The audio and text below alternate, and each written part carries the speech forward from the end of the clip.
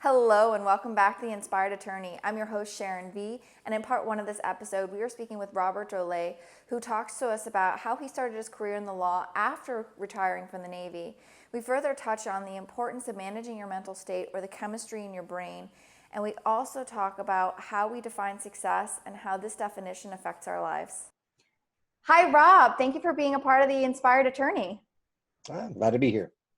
So can you please introduce yourself? Sure. I'm Rob Drolet. I'm a patent attorney and a professional engineer here in South Florida.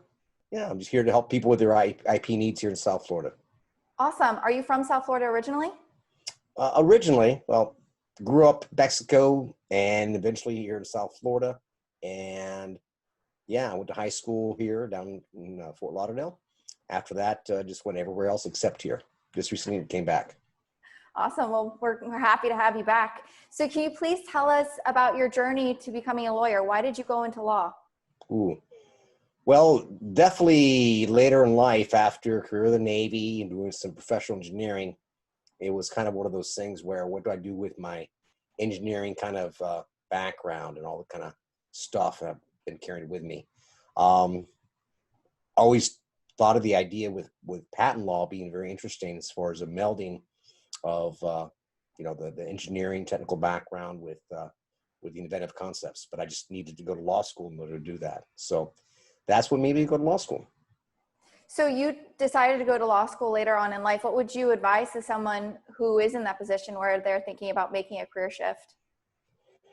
I think this day and age, everyone has got to be thinking outside the box a little bit and willing to learn, being a student, because especially in these times that now we're experiencing, there's a lot of uncertainty and a lot of opportunity. But I think we need to have that kind of mindset of okay, what do I do next? What's my next thing? And if as long as life for you is a learning experience and you're contributing and you're having fun, then the right things will happen. I mean, it was just for me, it seemed the right thing to do. Yeah, you definitely have to follow your gut. I agree. So what do you love about what you do?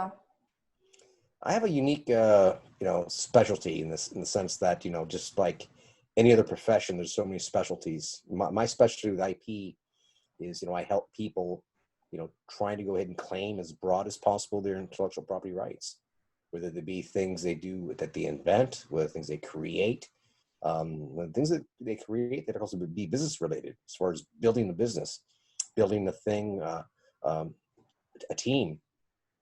All these different things that you do and you create when you put yourself in commerce, the goodwill, the intellectual property portfolio, how you brand yourself, your slogans. So I think what I like about what I do is in the sense that it's a lot of law at times is, you're needed when people are in trouble. And I have some of that as well, help me, I'm in trouble. And typically people in that mindset, it's kind of like, do what you got to do, get me out of this jam. But for the most part, most of my demographic of the clients I serve, they're in a different space. They're unsure what to do, but they're creative and they've taken that plunge. When quite often in life, it's sometimes that first step to take out of your normal routine. We sometimes get lockstep into life and okay, the 9 to 5, or, in 5 years, I'll do this. Once I get this, I'll have that. And you start thinking life should be that way. But sometimes when you need to break that paradigm of your own thinking, it's like, okay, what do I do? And so a lot of the people I talk to and I help and I guide, give them direction, are typically in that category that they're bold, they're courageous, they're brave, they're stepping into the unknown, so to speak. And it's a really, it's a very satisfying type of endeavor for me to engage with people and help them kind of, shine a little light in that darkness, shine a little bit, kind of give them a guide, give them a compass, so to speak, of where they got to go. So I think that's what I like about what I do. That's super inspiring, especially since any journey always starts with one step. And it's amazing to have someone like you who can help with that first step and shine some light as to where to go. How did you decide to get into IP? Well, getting back to what I was talking about before, I was a professional engineer after I retired from the Navy, and I was enjoying that, and managing engineering teams and stuff is great. I do miss the management aspect. Now that we're talking about it, as far as taking care of people on your team and doing something together, because quite often with the team, it's about that chemistry and about being able to get the right mix of people together to do something. That's you contribute to society. It's great. In the field I'm in now, I specifically wanted to go ahead and see what I could do. What things I needed to do. So for me, it was like, at the age 50, I'm in law school, right? And I'm going to classes and stuff with, classmates that are younger than my children. so it was definitely a different thing for me. But for anyone that's gone to law school, understands, like many things in life, you don't understand what it is until you start doing it and you get it, get into it, but from an engineering mind, like myself, I mean, my entire first and second career is all engineering based, all Cartesian, all logic based. And for the lawyers that are listening, they understand that once you start studying some of the law, it's kind of gray, the shades of different, tones of things, and depends upon, and even now, Supreme Court decisions are coloring some of the things that even 5 years ago, 10 years ago were different. So it's a different area of study. So, but yeah, for me, it was definitely trying to do something with what I had, and IP it just made sense. But again, for me, that was an unknown too. I mean, it wasn't like, I had everything planned out how it was supposed to be, even where I'm at now. And I have my own law firm, but it was kind of the step I needed to take, to get where I'm at today. And it wasn't easy. I mean, it's if anyone's open to a business, it's about hustle. It's about getting out there and learning the landscape. And the same thing I said before about the unknown. Most of us, I think we all fear the unknown, right? The darkness, not sure where, you can't see where you're stepping into, kind of thing. And it takes it. I'm not sure if it's a combination of being a little bit stubborn and crazy or brave. I'm not sure, the magnitude of those different qualities, but definitely takes a little bit of everything. If you're definitely risk averse, I don't think many people would take that leap. But for me, it was like, what? Let's go for it. Let's see where it goes. That's awesome. The funny thing is that the one certain thing in life is that nothing is certain. Everything is bound to change. Right. So it's amazing that you made that leap. What made you decide to open your own firm? Well, I was up in New York, and, I really, again, this is kind of the unknown thing. I really thought that with my background and what I can bring and my experiences, that I would be an asset, especially for some of the mid or larger size firms. Unbeknownst to me, the hiring mechanism, the model, it's changing now, but clearly the mechanism that larger mid-sized firms use is to get young attorneys, and you being an attorney, you understand this too, and you do the grunt work. You put a lot of hours in, and you get guided and mentored by willing, partners and associates, but you're there to do the grunt work, the hard work, the inscripted labor, so to speak, So me and my age demographic, they were like, okay, you did some great stuff. That's fantastic. But when they had a choice of having a different, individual with a different age bracket, that's what they wanted.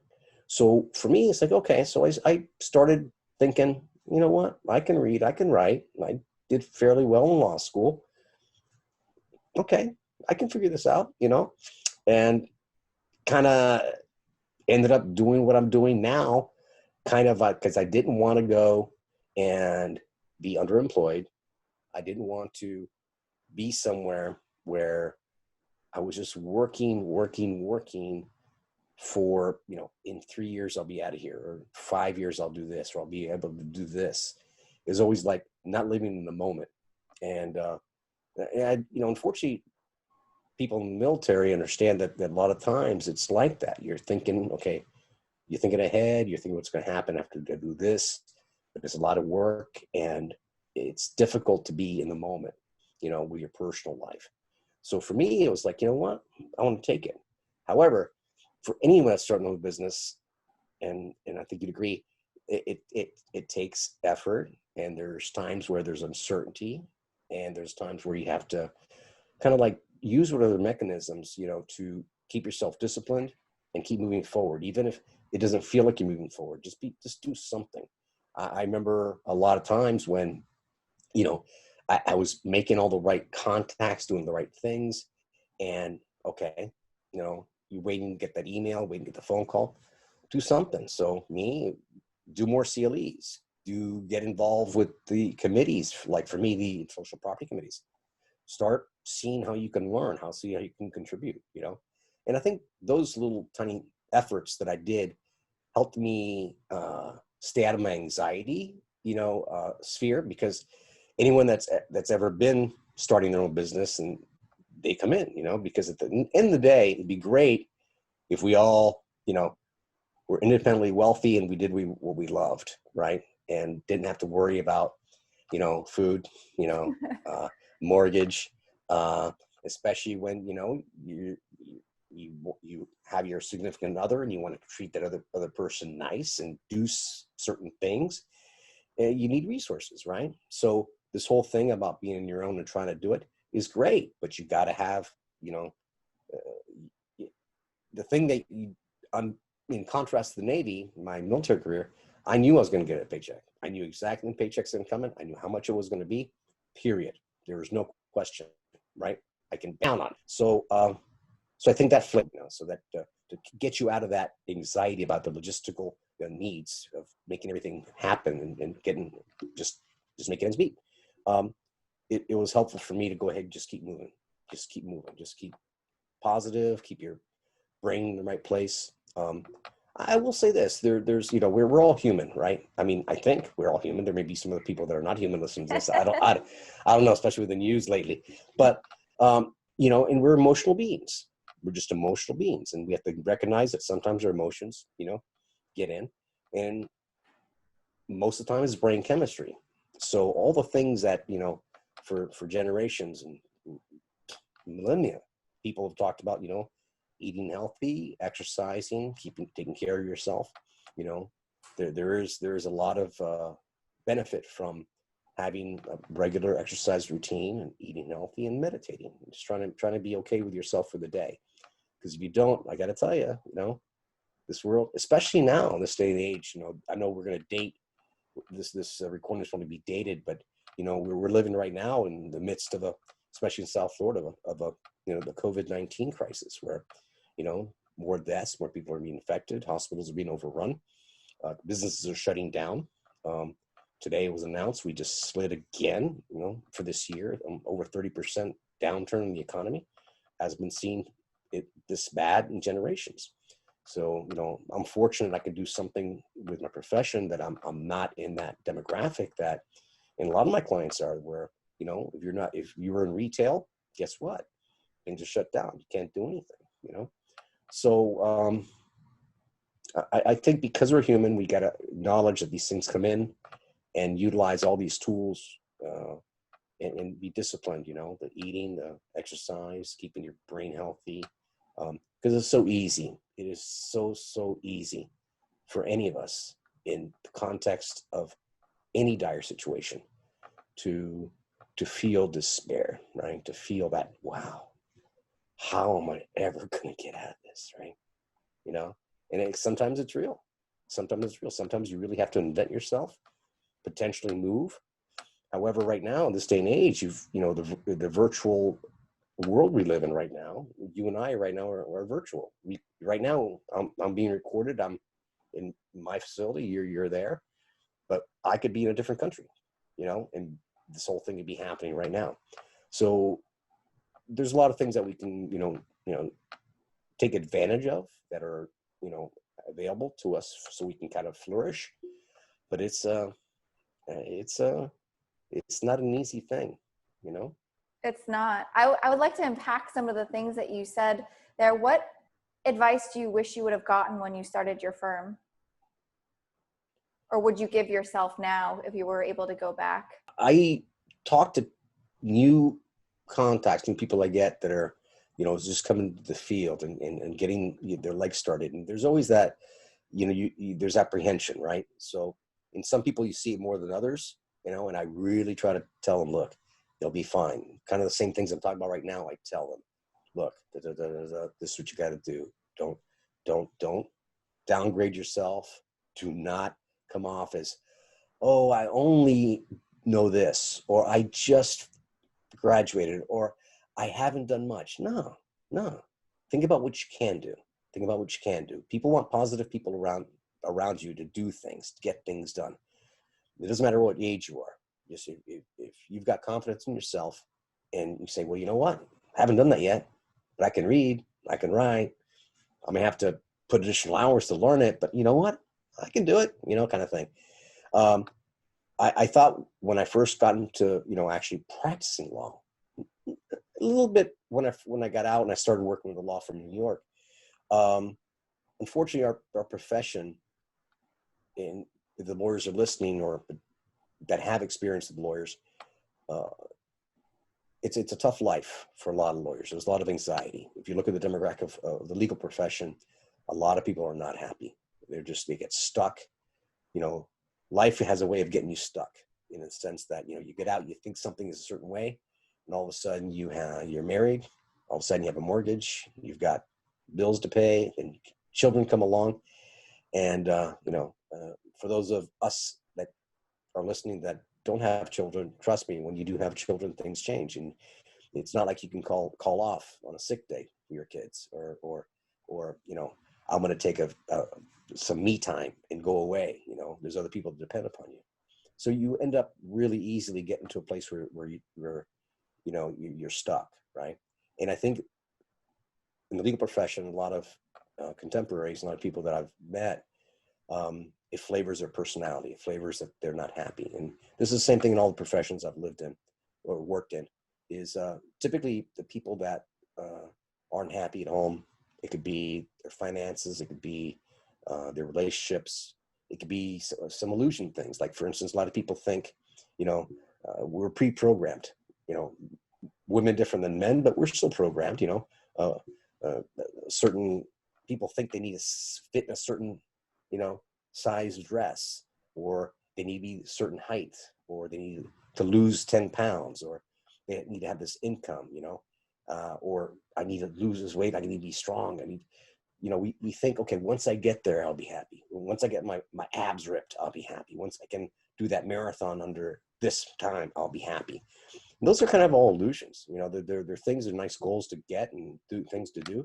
A lot of times we get kind of stuck and not realizing that those are just, it's not gonna make you happy. You talk to, like sports players, right? And a lot of people, they get interviewed and you talk to them, and yeah, they're happy when they win the World Series, Super Bowl. But for the most part, they understand it's a game. It's a work, and that's what they do. It doesn't define their happiness. The happiness is outside of there. Getting back to my point, though, is that when people are unhappy, it's typically because those other things they have outside of work are making them happy. And work's not going to make you happy. Work makes you, it's gratifying. You can help people and be part of a team and do things that again, we're all human. We have an ego, right? And all of us do, So it's good that we have that kind of avenue that allows us to express ourselves and exist in that part of our brain. But lawyers, especially when I went out, I went in these places in New York and unhappy, just for the most part, very unhappy. And you could tell. A few people weren't. They understood.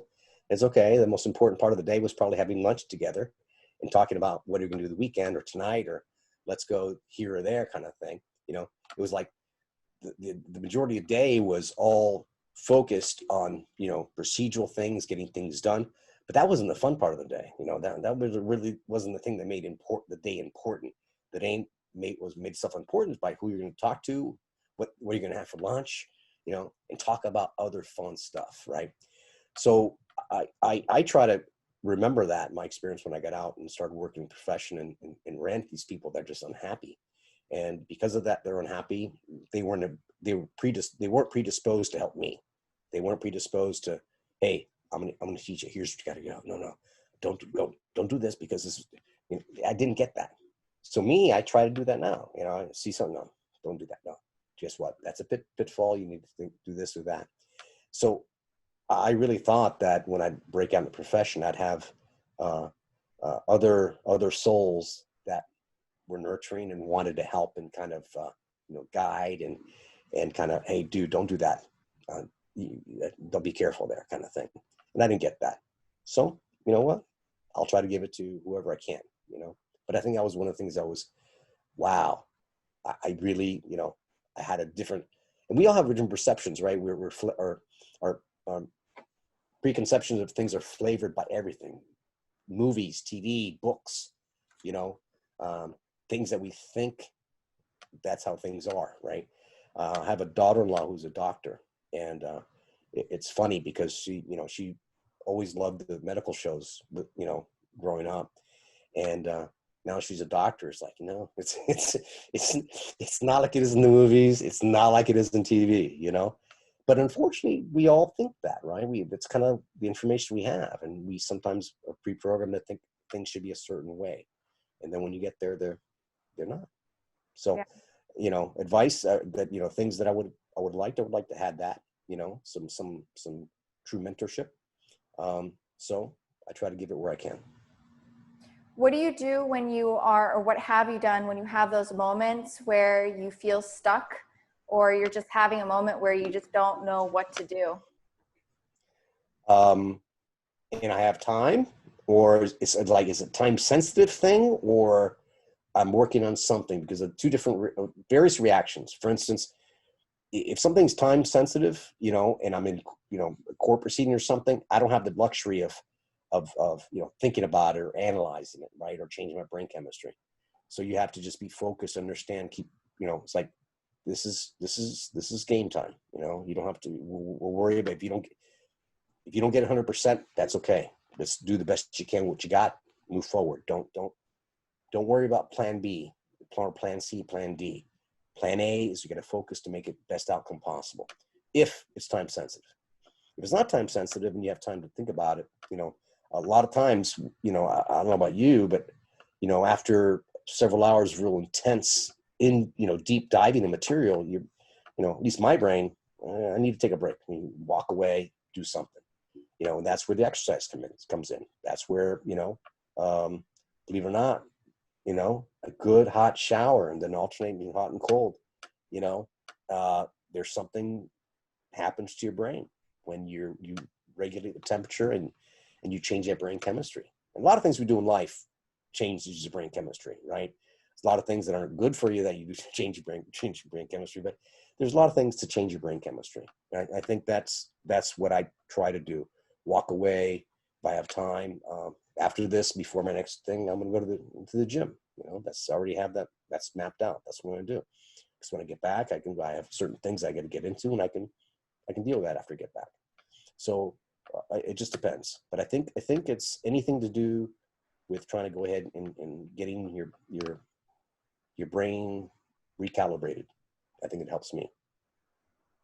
I think that's great advice, because it's all a matter of changing your state. Would you say that you apply that same, these same procedures to helping you manage stress when you are stressed out?